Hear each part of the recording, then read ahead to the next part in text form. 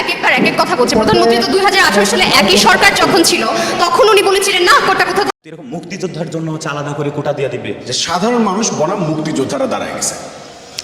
একটা ক্লাস দেখছেন। 56% কোটা যে আছে এটা হচ্ছে আপনার বিভিন্ন বড় বড় পর্যায়ের র্যাঙ্কিং এ, সেখানে যদি মেধা না যায়, কোটার থেকে মানুষ যায়, তাহলে দেশের কি হবে তাই বলেন? যতক্ষণ পর্যন্ত না আমাদের দাবি বাস্তবায়িত হয় ততক্ষণ পর্যন্ত আমরা আমাদের কর্মসূচি আমরা চালিয়ে যেতে থাকি। এবার যদি হচ্ছে কোনোভাবে শিক্ষার্থীদের সাথে আপনারা প্রহসন করেন, সেই প্রহসনের যোগ্য জবাব শিক্ষার্থীরাও দেবে। মোটামুটি প্রত্যেকটা দেশে আমরা দেখি কোটা একটা নির্দিষ্ট পরিমাণ থাকে। যেমন হচ্ছে যারা পিছিয়ে পড়ে ওদের জন্য একটা কোটা থাকে। ইন্ডিয়াতেও আমরা দেখি, ইন্ডিয়াতে আছে কোটাধারী। তো এরকম মুক্তিযোদ্ধার জন্য আলাদা করে কোটা দিয়ে দিবে, এরকম তো না। আপনি কোটা দিবেন কিন্তু একটা নির্দিষ্ট লিমিটে আনেন, আপনি 5-10% আনেন। যে সাধারণ মানুষ বনাম মুক্তিযোদ্ধারা দাঁড়ায় গেছে। একটা ক্লাস দেখছেন। মুক্তিযোদ্ধারা আমাদের সম্মানের পাত্র, আমরা তাদেরকে সম্মান করি, ভালোবাসি, কিন্তু এমন একটা মেকানিজম তারা তৈরি করেছে, এমন একটা বৈষম্য তারা তৈরি করতে যাচ্ছে, এটা কিন্তু একটা ফাঁদ।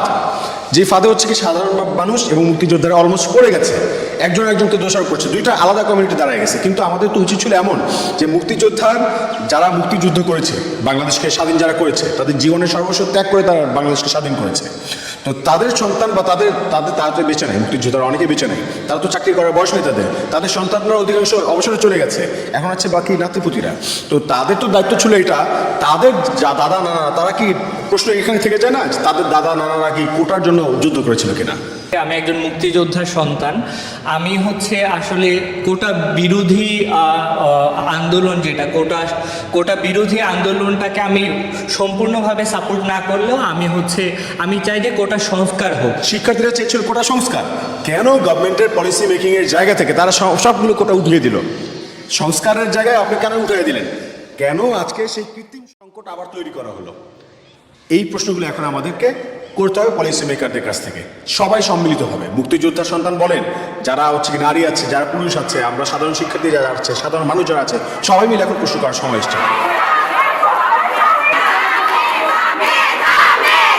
মুক্তিযোদ্ধার পরিবার তারা আমাদের জন্য সম্মানের, তারা সাধারণ শিক্ষার্থীদের সঙ্গে অংশগ্রহণ করুক, তারা যোগদান করুক, আমরা সবাই মিলে আলোচনা করি, সবাই মিলে আমরা প্রশ্ন তুলি একসাথে যে কেন 2018 সালে যেই পরিপত্র জারি করা হয়েছিল, শিক্ষার্থীরা চেয়েছিল কোটা সংস্কার, কেন গভর্নমেন্টের পলিসি মেকিং এর জায়গা থেকে তারা সবগুলো কোটা উঠিয়ে দিল? সংস্কারের জায়গায় আপনি কেন উঠিয়ে দিলেন? কেন আজকে সেই কৃত্রিম সংকট আবার তৈরি করা হলো? 56%, এটা আপনি চিন্তা করেন, মেধা থাকলোটা কই? আমরা তো মেধা কোটা করছি, 56% কোটা থাকলে মেধার জায়গাটা কোথায়? প্রধানমন্ত্রী তো এক একবার এক এক কথা বলছে। প্রধানমন্ত্রী তো 2018 সালে একই সরকার যখন ছিল তখন উনি বলেছিলেন না কোটা কোথা থাকবে না, এখন আবার আরেক কথা বলছেন, কয়েকদিন পর আবার অন্য কথা বলবেন। উনি বলেছেন যে আমাদের পড়াশোনা করতে এবং এটা যৌক্তিক আন্দোলন হচ্ছে না। ঠিক আছে, ওনার কথা মেনে নিয়ে আজকে আমরা সবাই বাসায় চলে গেলাম এবং আমরা খুব পড়াশোনা করলাম এবং চমৎকার একটা রেজাল্ট করলাম। তারপর কি হবে? চাকরিটা আমাদের কে দেবে? পড়াশোনার মূল কাহিনী তো এটা যে শেষ পর্যন্ত কি আমাদের একটা চাকরি করতে হবে, আমাদের তো অন্য বস্ত্রের একটা জোগাড় করতে হবে। সেটা আমরা কেমন করে পাবো যদি কোটা প্রথার কারণে বেশিরভাগ মেধাবীরাই নিয়োগ না পায়? কিন্তু আপনাদের এই আন্দোলন সংগ্রামের পরেও কিন্তু হাইকোর্ট কিন্তু অলরেডি রায় দিয়েছে, তাহলে এই হাইকোর্টের রায়ের বিরুদ্ধে হয়ে যাচ্ছে না? হাইকোর্ট যেই রায়টা দিয়েছে সেটা যদি সংবিধানের সাথে সাংঘর্ষিক হয়, আমি আপনাকে বলছি সংবিধানের অনুচ্ছেদ 19, 29, 28, 23 এই সকল অনুচ্ছেদে লেখা আছে যে সমতার কথা, এবং শুধুমাত্র এটা ব্যতিক্রম হবে যখন তারা অনগ্রসর জনগোষ্ঠী, যেমন প্রতিবন্ধী বা এথনিক মাইনরিটি। মুক্তিযোদ্ধারা কি সেটা? অবশ্যই না, তারা ভাতা পাচ্ছে, তারা বিভিন্ন সুযোগ সুবিধা পাচ্ছে। তাহলে হাইকোর্টের রায়টাই হয়ে যাচ্ছে সংবিধানের সাথে সাংঘর্ষিক, এই রায় বাতিল করবে। আন্দোলন থেকে হাইকোর্ট তার রায় পরিবর্তন করে আন্দোলন, আচ্ছা হাইকোর্ট কাদের জন্য? আমার প্রশ্ন, হাইকোর্ট নিশ্চয়ই আমাদের জন্য, সাধারণ জনগোষ্ঠীর জন্য। হাইকোর্ট 10 বছর পর এই প্রধান বিচারপতিও থাকবে না, আমাদের এইখানের একজন মেধার ভিত্তিতে যখন নিয়োগ দেওয়া হবে, এইখানের একজন হবে সেই প্রধান বিচারপতির জায়গায়। হাইকোর্ট যেখানে আমাদের অধিকার সংরক্ষণের কথা, সেখানে আমি সংবিধানের সাথে সাংঘর্ষিক রায় দিলে অবশ্যই সেটা বাতিল করতে হবে। أعوذ بالله من الشيطان الرجيم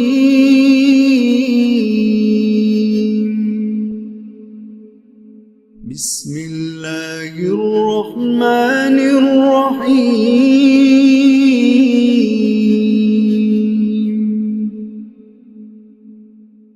ياسين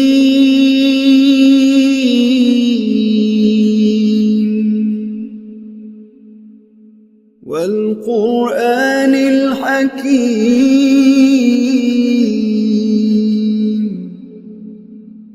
إنك لمن المرسلين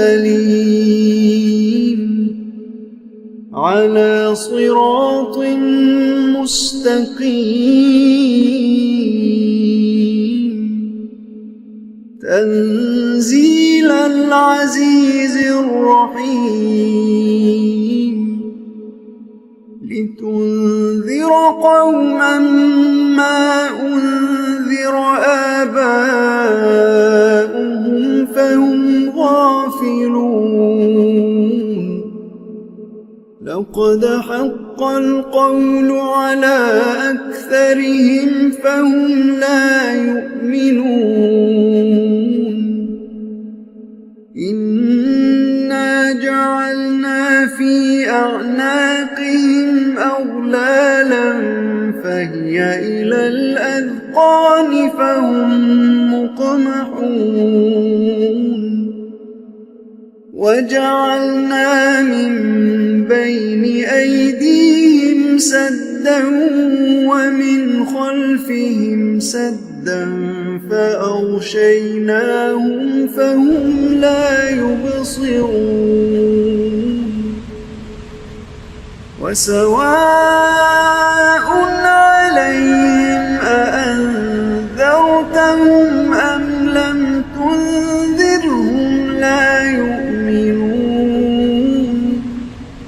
إنما تنذر من اتبع الذكر وخشي الرحمن بالغيب